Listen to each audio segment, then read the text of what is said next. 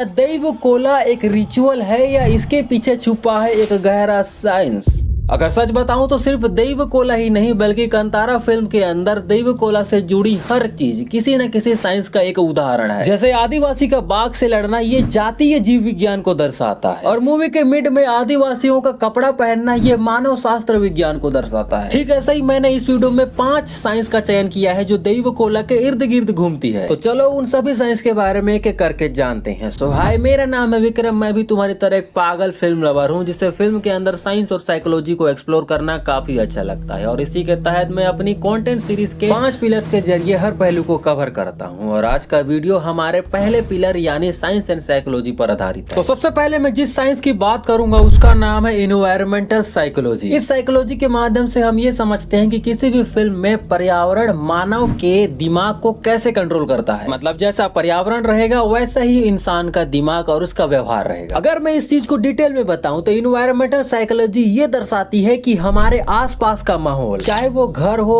Office हो या बाहर का वातावरण, ये हमारे मनोवैज्ञानिक व्यवहार और सोच को प्रभावित करता है। मतलब तुम लोग इस चीज से समझो कि इंसान कैसे बिहेव करता है जब वो प्रकृति के करीब होता है, और वो इंसान कैसे बिहेव करेगा जो प्रकृति से दूर है। तो इन सारी चीजों का अध्ययन ही एनवायरमेंटल साइकोलॉजी कहलाती है। और इस चीज का यूज कांतारा की दोनों फिल्मों के अंदर हुआ है, जहाँ फिल्म के अंदर 2 वातावरण दिखाए गए हैं। पहला जंगल या प्रकृति का वातावरण, या आप इसे कह लो दैव का वातावरण, क्योंकि प्रकृति और देव का मतलब तो एक ही होता है। दूसरा बाहर का वातावरण, जैसे जंगल से बाहर हो गया, या फिर ये राज्य हो गया, या फिर ये गांव से दूर दूर के वातावरण। और इसी के आगे पीछे हमें ये साइंस देखने को मिलता है। जैसे जो लोग प्रकृति या देव के वातावरण के अंदर हैं उनका मन शांत और सामान्य रहता है, लेकिन जो लोग प्रकृति और देव के वातावरण से विमुख रहते हैं, दूर रहते हैं, उनका मन अशांत और अस्थिर रहता है। एग्जाम्पल के लिए राजा और शिवा दोनों ही प्रकृति और देव के वातावरण से बाहर हैं, तो इनका मन अस्थिर रहता है। जबकि गांव वाले और आदिवासी दोनों अपने जंगल और दैव से कनेक्ट हैं, तो इनका स्वभाव बाकी लोगों की तुलना में शांत और सामान्य है। ठीक है, ऐसे ही फिल्म के अंदर इस साइंस के और भी उदाहरण देखने को मिलते हैं। जैसे बेरमे का स्वभाव जो दैव के वातावरण के अनुरूप है, जबकि शिवा का ठीक इसके विपरीत है, क्योंकि ये दैव के वातावरण से बाहर रहता है। ऐसा ही गाँव वालों का स्वभाव राजा के ठीक उल्टा होता है। गाँव वालों के पास शांति होती है क्योंकि ये अपने दैव के वातावरण से कनेक्ट है, जबकि राजा इस देव के वातावरण से डिस्कनेक्ट है, दूर है, तो इसके पास शांति नहीं है। तो आई होप आप उस साइंस के बारे में समझ गए होंगे। अब बढ़ते हैं दूसरे साइंस की ओर जिसका नाम है एंथ्रोबायोलॉजी। बेसिकली इस विज्ञान के अंदर ज्यादातर प्राकृतिक तत्वों के बारे में ही बताया जाता है। अगर सरल शब्दों में समझाऊं तो लोग अपने प्राकृतिक तत्वों को किस तरह से समझते हैं, इसी चीज के बारे में ये साइंस हमें बताता है, वो भी 3 ब्रांचेस की मदद से। तो चलो जानते हैं वो कौन कौन सी ब्रांचेस है। तो सबसे पहला ब्रांच है इस साइंस का एथनोबोटानी, जिसे हिंदी में लोक वनस्पति विज्ञान कहते हैं। इसके अंदर यह देखा जाता है कि समुदाय के लोग अपने वनस्पति का ज्ञान किस तरह से रखते हैं। और कांतारा चैप्टर 1 फिल्म के अंदर हम ये देखते हैं कि आदिवासियों का वनस्पति का पूरा ज्ञान होता है। उन्हें पता होता है कि कौन सी वनस्पति से ज्यादा नशा चढ़ती है। इसीलिए जब बूबा और पेपे कैरेक्टर को एक वनस्पति देते हैं नशा चढ़ाने के लिए, तो लगभग 2 दिन तक इनकी नशा उतरती ही नहीं है, क्योंकि इन आदिवासियों को पता होता है कि कौन सी वनस्पति ज्यादा नशा करती है या नहीं। इस हिसाब से तुम इस अंदाजा लगा सकते हो इन आदिवासियों के बारे में कि ये लोग अपनी वनस्पति का ज्ञान रखते हैं। दूसरा ब्रांच ये बताती है कि समुदाय के लोग एनिमल के बारे में कितना ज्ञान रखते हैं। अगर इस ब्रांच का एग्जांपल देखा जाए तो कांतारा चैप्टर 1 के अंदर आदिवासियों को जानवरों के बारे में काफी नॉलेज है। इसका एक झलक हमें इस बाघ वाले सीन में देखने को मिलता है, जहाँ आदिवासियों को पहले से पता होता है बाघ के बारे में कि वो लोग हमला कैसे करते हैं। तो बाघ हमला तब करते हैं जब सामने वाला शिकार डर रहा हो या डर के पीछे भाग रहा हो, और इसी जानकारी को ये आदिवासी के लोग इस सीक्वेंस में यूज करते हैं, जहाँ ये लोग पीठ नहीं दिखाते, ना ही डरते हैं। तीसरा ब्रांच ये बताती है कि समुदाय के लोग अपनी प्रकृति का सम्मान किस तरह से करते हैं और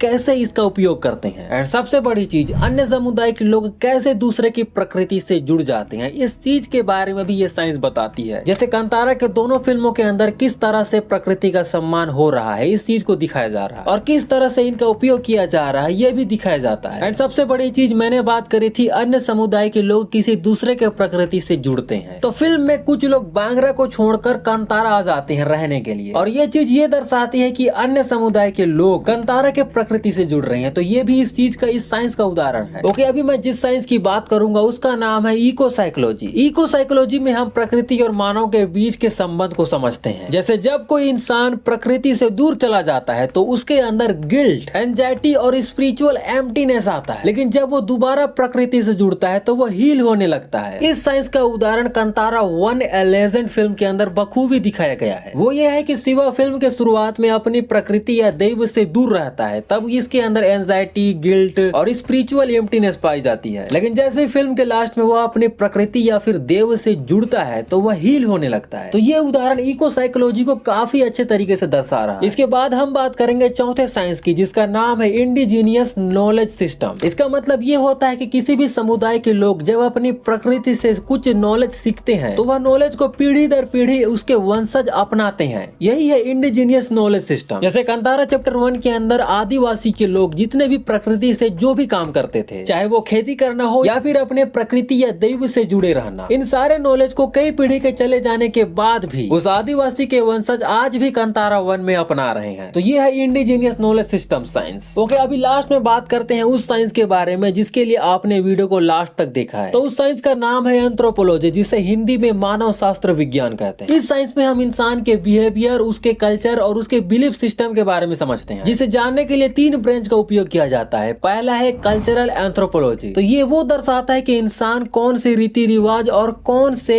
रिचुअल को मानता है। वैसे देखा जाए तो इंडिया के अंदर हर इंसान के अलग अलग रीति रिवाज देखने को मिलते हैं, लेकिन कंतारा फिल्म के अंदर एक ही रिचुअल को दिखाया जाता है जिसे दैव कोला कहते हैं। और फिल्म के अंदर दैव कोला करना ये कल्चरल एंथ्रोपोलॉजी को दर्शाता है, जिसे हिंदी में सांस्कृतिक मानव शास्त्र विज्ञान कहते हैं। दूसरा है बायोलॉजिकल एंथ्रोपोलॉजी। इसमें यह होता है कि इंसान का इवोल्यूशन कैसे हो रहा है। वैसे कंतारा चैप्टर 1 के अंदर बायोलॉजिकल इवोल्यूशन तो नहीं हो रहा है, लेकिन मानसिक तौर से या कहें सामाजिक तौर से इवोल्यूशन हो रहा है। जैसे आदिवासी के लोग फिल्म के स्टार्टिंग में कपड़ा नहीं पहनते थे, वो लोग फिल्म के मिड में कपड़ा पहनना स्टार्ट कर देते हैं। यहाँ तक कि इनका इवोल्यूशन काफी हद तक आगे चला जाता है कि ये लोग खेती करना, सिंचाई करना और व्यापार करना भी सीख जाते हैं। तो इस वीडियो में इतना ही, मिलते हैं नेक्स्ट वीडियो में।